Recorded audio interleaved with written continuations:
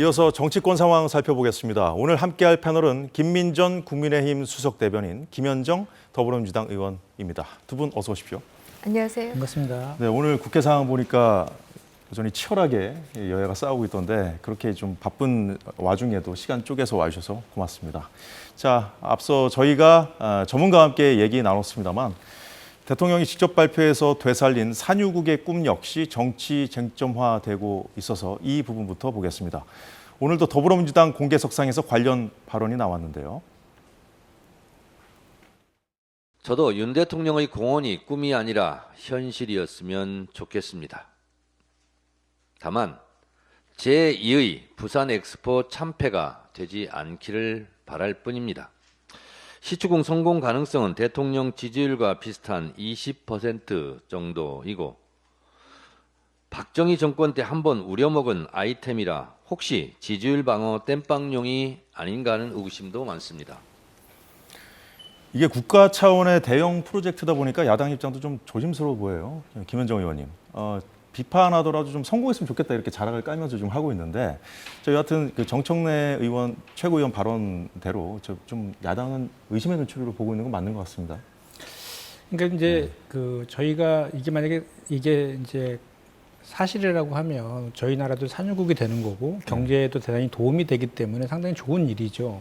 그럼에도 불구하고 저희가 지금 야당 입장에서 지금 지적하고 있는 것은 이렇게 수기 과정을 거치지 않고 충분한 검토 없이 즉흥적으로 이렇게 하는 국정 운영 방식이라든지 정책 결정 방식에 대한 지적을 좀 하고 있다 이렇게 보시는 게 정확할 것 같습니다. 네. 근데 이게 뭐 잘만 되면 대박이고 국익과 연결된 사안 아니겠습니까, 김민전 의원님? 제가 이게 근데 이제 정치 공세를 위한 비판을 하는 것도 좀 부적절한 거 아닌가요? 네, 그렇습니다. 네. 적극적이라고 하는 말씀에는 전혀 동의하기 어렵고요. 앞에서 나온 교수님께서 네. 말씀하시지 않았습니까? 대통령께서 말씀하셨기 때문에 국제적인 기업들도 관심을 보이고 있고 이 때문에 80%라고 하는 위험을 분산시킬 수 있다 이런 네. 말씀을 하셨죠. 그래서 뭐 이것을 적극적이다 이렇게 얘기하는 것은 저는 옳지 않다 이렇게 생각하고요. 앞에서 정청래 의원이 이것이 박정희 정권 때에 한번 울고 먹은 것이다. 뭐 이런 내용의 얘기를 한 바가 있는데요. 예. 사실 미국의 셰일가스가 개발된 것도 과거에도 할 수 있었지만 경제성이 없다라고 했습니다. 왜냐라고 하면 그때는 기술이 덜 발달했기 때문이죠. 네, 그렇죠. 그러나 기술이 발달하면서 셰일가스의 개발이 가능했던 것이고요.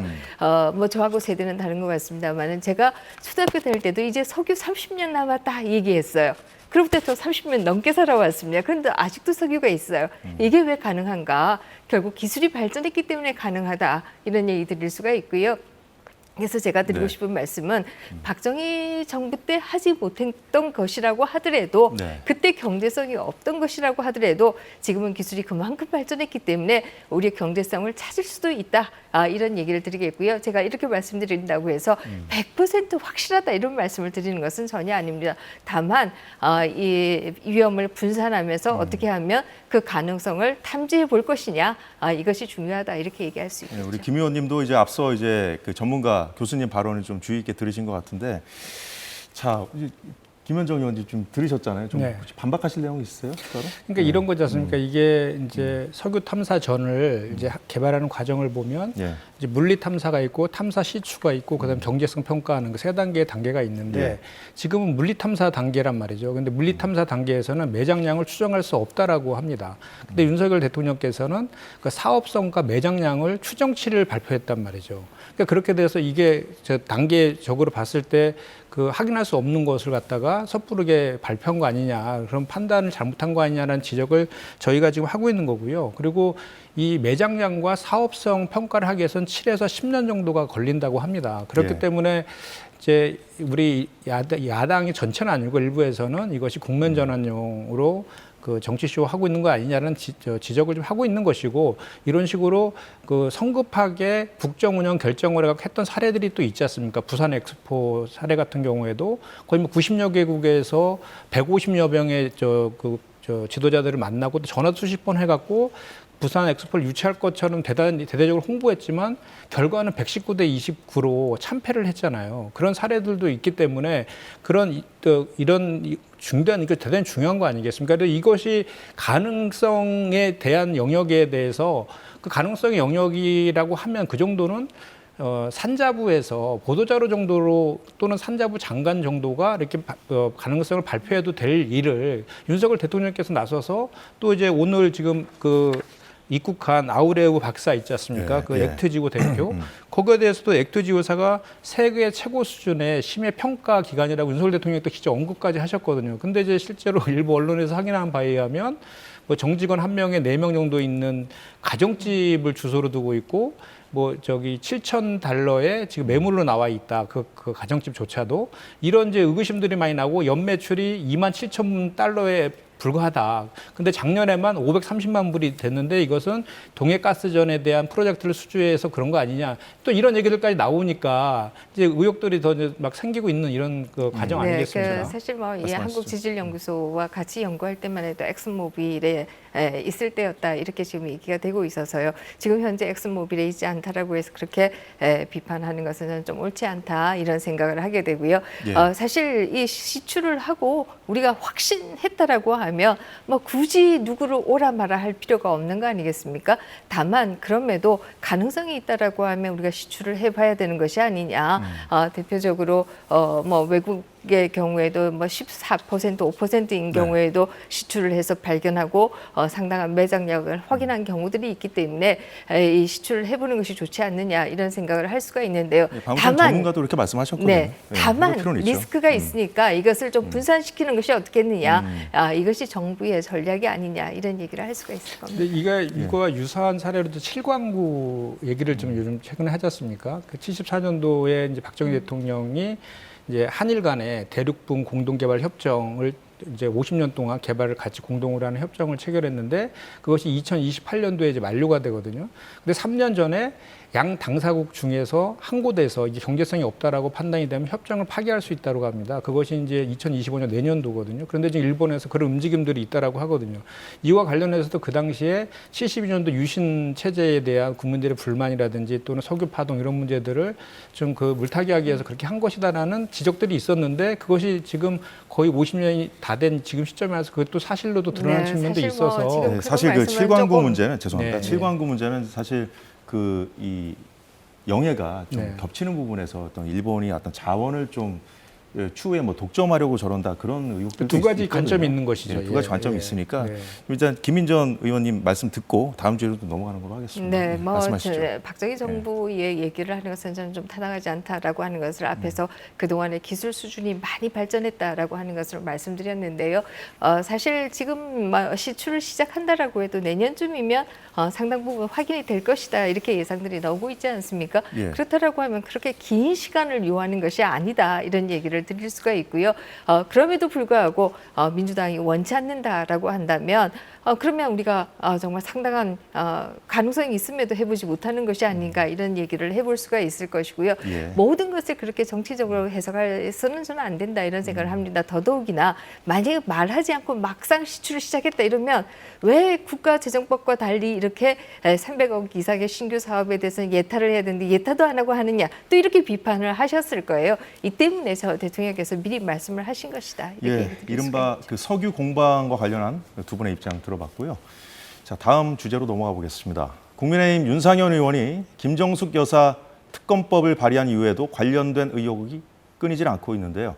김정숙 여사가 문재인 정부 청와대 국정상황실장을 지내 문 전 대통령의 복심으로 불리는 민주당 윤건영 의원을 통해서 법적 대응을 하겠다고 밝혔습니다. 국민의힘의 명확한 근거도 없이 김정숙 여사가 마치 호화로운 식사라도 한 것처럼 냄새를 풍기며 극악스러운 마타도어를 하고 있습니다. 이는 아무 근거도 없는 명백한 명예훼손입니다. 대통령 배우자의 정상외교 활동과 관련하여 근거 없는 악의적 공세를 하고 있는 관련자를 정식으로 고소할 예정입니다. 자, 김현정 의원님, 국민의힘의 명확한 근거도 없는 마타도어다라는 그 입장에 대해서 어떻게 생각하십니까? 그러니까 지금 이게 총액만을 얘기하고 세부 지출이나 뭐 이런 항목에 대해서는 이제 하지 않은 그런 측면에서의 충분한 근거가 없다라는 것도 하나가 있고 또 하나는 이게 윤상현 의원이 이제 특검법 발의하겠다고 해서 시작된 거잖아요. 촉발된 것이잖아요. 근데 윤상현 회고록부터 촉발됐다고 하시는 분들도 계십니다. 그러니까 뭐 네. 어쨌든 윤석열 의원이 특검법을 발의하면서 이게 이제 논란거리의 중심에 서게 된 건데 문재인 대통령은 분명하게 그렇게 말씀을 하셨죠. 그 모디 총리가 구두상으로 본인을 요청했는데 본인이 못 가서 이제 그 여사가 대신 갔다라고 분명히 얘기하고 있어서 그거에 대한 진정성을 좀 믿었으면 좋겠다라는 좀 말씀을 좀 드리고 싶고 지금 3년 전에 그 일이지 않습니까? 2018년도의 일이잖아요. 전 정부의 일이고. 5년 넘게 예, 지났네요. 그 전 정부의 네. 일들을 이렇게 다시 소환해서 지금에서 이렇게 정정화시키는 것은 저희가 봤을 때는 김건희 여사라든지 최혜병 여사의 특검에 대한 물타기의 성격이 좀 있다라고 해석될 수밖에 없어요. 저희는. 그리고 또 윤석열 의원 같은 경우도 당대표 출마를 예정하고 있어서 보수층의 표를 좀 이렇게 의식해서 이거를 좀 자기의 정치 행위로서 좀 하고 있는 건 측면도 있는데 그와 관련해서는 저는 개인적으로는 윤상현 의원이 지금 전략적인 실패를 하고 있다고 생각을 해요. 이렇게 자꾸 특검을 얘기를 하다 보니까 오히려 더 김건희 여사나 최혜병 특검을 더 소환하게 되고 또 이제 그동안에 그 윤석열 대통령이나 국민의힘에서 특검에 대해서 반대하는 논리로 얘기했던 공수처에서 수사한 이후에 특검에 되지 않느냐, 검찰에서 수사하면 되지 않느냐라고 줄곧 주장해 왔는데 이 건 관련해서는 전 여당이 특검을 주장하는 건 처음 봤습니다. 그리고 실제로 윤석열 검찰에서 수사하면 될 일을 이렇게 정쟁화시키는 것은 의도가 있다라고 생각합니다. 일단 지금 반박하실 내용이 많아 보여요. 네. 앞에서 윤건영 의원의 얘기에서 적어도 우리 뭐 국민의힘의 적지 않은 의원들께서는 정말 고소나 고발을 했으면 좋겠다. 그렇게 되면은 진상이 밝혀지지 않겠느냐. 예. 그런 면에서는 고발을 다들 환영한다. 이런 말씀을 먼저 드리겠습니다. 특히 마타도우라고 하는데 어느 부분이 마타도우인지 도무지 이해할 수 없다라고 하는 반응들이 굉장히 많습니다. 왜냐라고 하면 저희 쪽에서 나온 대표적으로 얘기한다라고 하면 뭐 문광부의 그야말로 문체부의 자료를 통해서 기내식 가격이 얼마다라고 하는 것이 나왔고요. 네. 또 대표적으로 이 타지마할 같은 경우에는 문체부 직원들은 7명 중에 2명밖에 따라가지 않았다라든지 이런 것들은 다 공식 자료를 가지고 얘기를 했습니다. 그렇다라고 하면 어느 부분이 맡아도냐 이런 얘기를 좀 드릴 수가 있고요. 사실 그렇습니다. 검찰이 모든 부분에 대해서 공정하게 수사한다라고 하면 특검은 필요 없을 것이다 이런 얘기를 할 수 있을 텐데요. 김정수 여사와 관련해서도 샤넬 옷이라든지 뭐 옷값이라든지 이런 것에 대해서 대부분 검찰의 고발이 이루어져 있습니다. 많은 그동안 수사가 이루어지지 않았어요. 이 때문에 특검을 하자라고 얘기를 하게 된 것이다. 이렇게 얘기할 수 있고요. 특검이라고 하는 노래는 사실 민주당이 계속해서 불러온 것이죠. 뭐 온갖 부분에 있어서 특검 얘기를 다 했습니다. 무슨 뭐 하다못해서 대북 송금 문제에 대한 수사를 하는 검찰에 대해서 특검을 하자라든지 또 탄핵도 마찬가지죠. 그동안에 민주당이 탄핵 소추해가지고 실패한 것이 벌써 3건이나 있습니다. 행안부 장관에 대해서 탄핵 소추했지만 헌법재판소가 기각을 한 바가 있고요. 또 검사에 대해서도 마찬가지로 탄핵 소추를 했고요.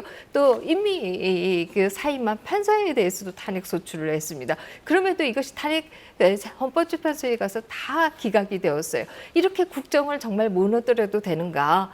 그냥 탄핵을 남발해서 이렇게 국정을 무너뜨려도 되는가? 또 이렇게 정말 특검을 하자라고 계속해서 뭐 5개, 6개를 들고 나오고 있지 않습니까? 이런 것도 다 국정을 마비시키기 위한 것이 아닌가 이렇게 생각하고 있습니다. 김건희 여사 수사 그 물타기라는 그 말씀에 대한 반박까지 좀 해주신 걸로 저는 그렇게 들었는데 자, 인도 방문이 김정숙 여사의 공식 외교 활동이었다는 게 민주당의 입장이지 않습니까? 자, 그 근거로 말해온 것이 인도 정부가 김 여사를 먼저 초청했다는 거죠. 여당은 김 여사 셀프 초청이라는 주장을 하고 있는 거고요.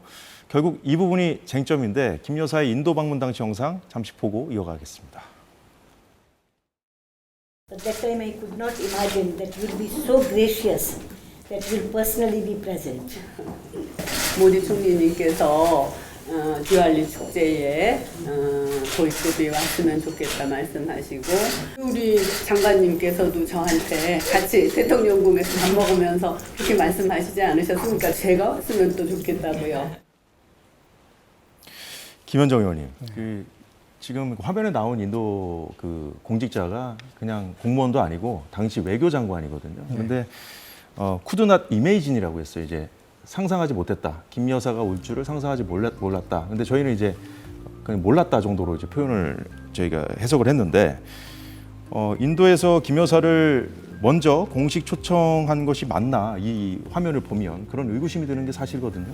그러니까 저 영상 하나만 가지고 모든 것을 이렇게 단정적으로 할 수는 없을 것 같아요. 뒷부분에 보면 또 제가 왔으면 더 좋겠다고 하는 김 여사님의 그 발언도 또 영상 발언도 나오잖아요. 근데 이제 중요한 것은 이게 양국이 그 문재인 전 대통령의 그 발언도 분명히 있었고 또 예. 양국이 물밑 외교 협상을 통해 가지고 조율을 거쳐서 우리 김정수 여사가 포함된 대표단이 모디 총리도 접견을 했고 또 외교부 장관도 면담도 다 했습니다. 공식 행사를 다 했고 그다음에 그 허황우를 기리기 위한 기념식 착공식에도 참석을 다 했거든요. 그래서 이런 것들은 그리고 또 이제 인도 최대 지역의 축제인 디왈리 축제에도 참석해서 양국 간의 이제 문화 교류까지도 다 했던 전형적인 외교 방문 공식 방문 일정인데 이것에 대해서 왜 자꾸 이렇게 의혹을 제기하는지 사실 좀 이해가 잘 안 됩니다. 예, 김민전 사실 의원님, 저 앞서 그렇습니다. 그 네. 본 영상에서 그 김정숙 여사 그 답변도 이제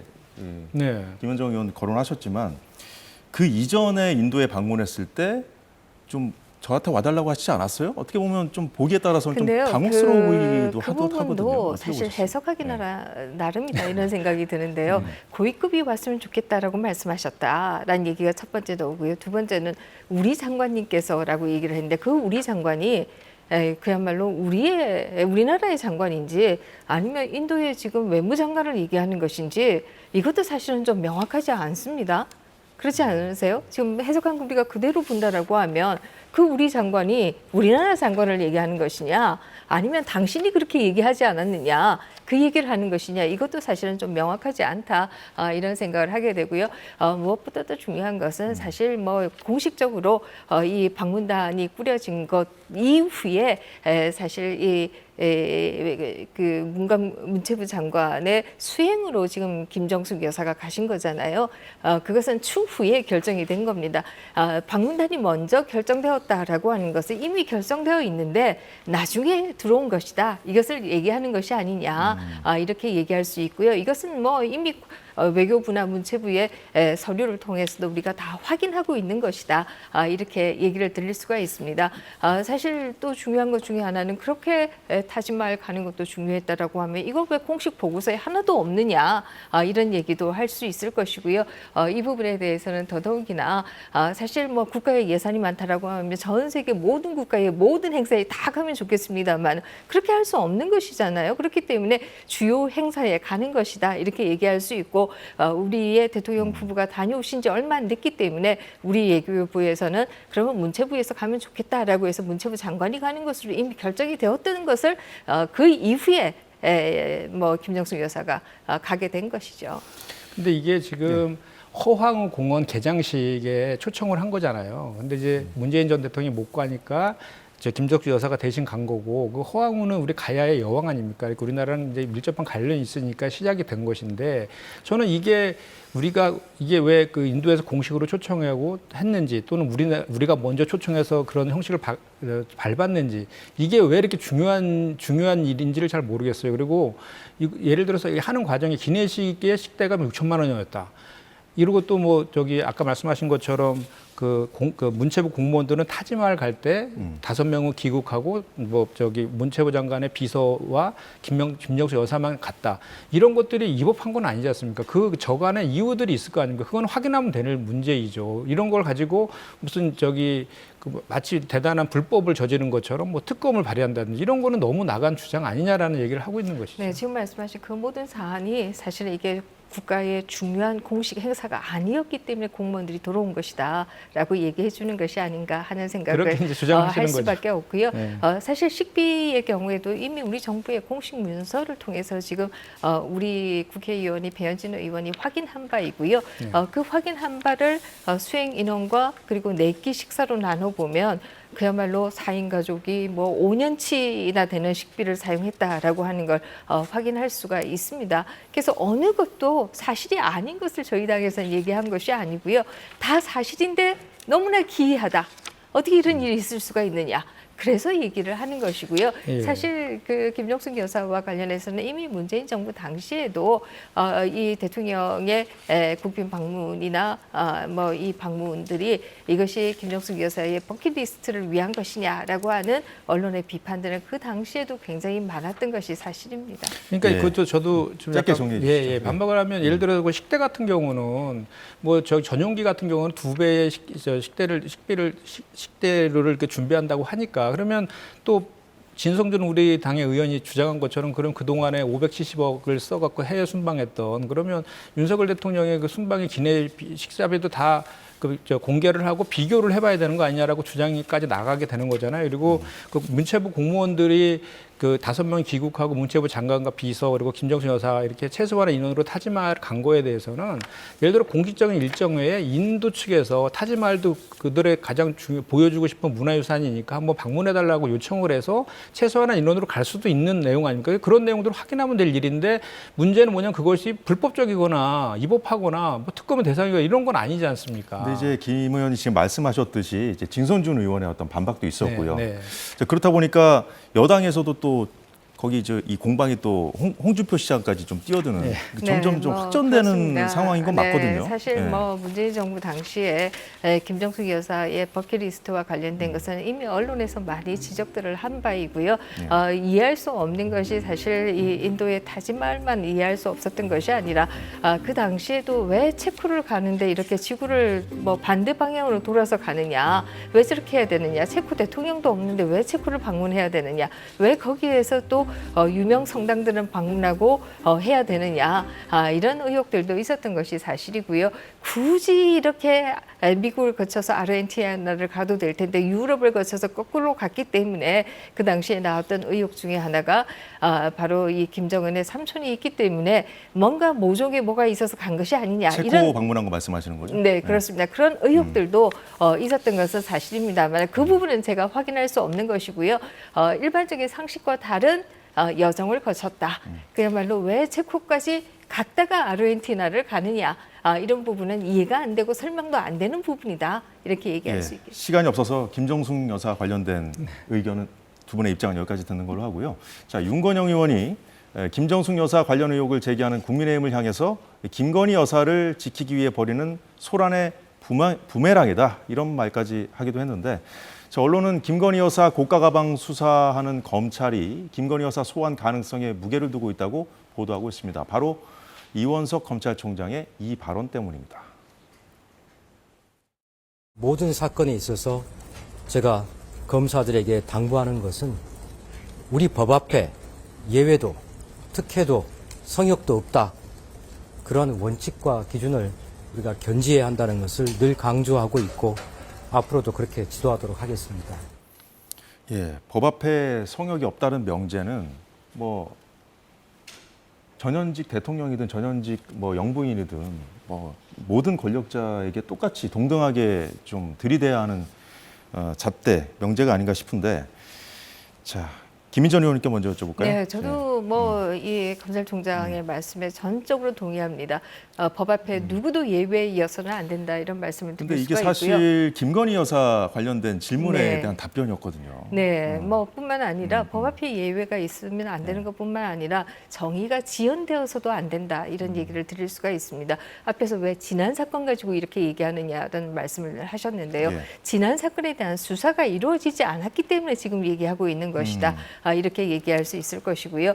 사실 김정숙 여사의 옷값이나 이런 것도 이미 정보 공개하라고 하는 재판들이 다 있지 않았습니까? 그러나 임기 만료되었다라고 그냥 문 닫아버리고 다 대통령 기록관에 넣어버리고 이것을 봉쇄해버린 거 아니겠습니까? 이런 식으로 정의가 지연되었기 때문에 지금 이렇게 불거져 나오는 것이다. 이렇게 얘기 드릴 수가 있고요. 예. 저는 김건희 여사나 혹은 김정숙 여사나 혹은 김혜경 여사나 누구나 법 앞에 평등하고 누구의 정의도 지연되어서는 안 된다. 이렇게 생각합니다. 근데 이원석 총장 그 여권 지지자들은 지난 2년 동안 뭐 하다가 그 여당 참패로 끝난 총선 이후에 김건희 여사에게만 방향타를 돌려서 저렇게 나오느냐 이렇게 불만을 가지신 분들도 많은 거 사실이죠. 네, 그렇습니다. 제가 말씀드린 것이 바로 정의가 지연되어서는 안 된다. 이런 말씀이 바로 그 부분이다. 이렇게 얘기 드릴 수가 있고요.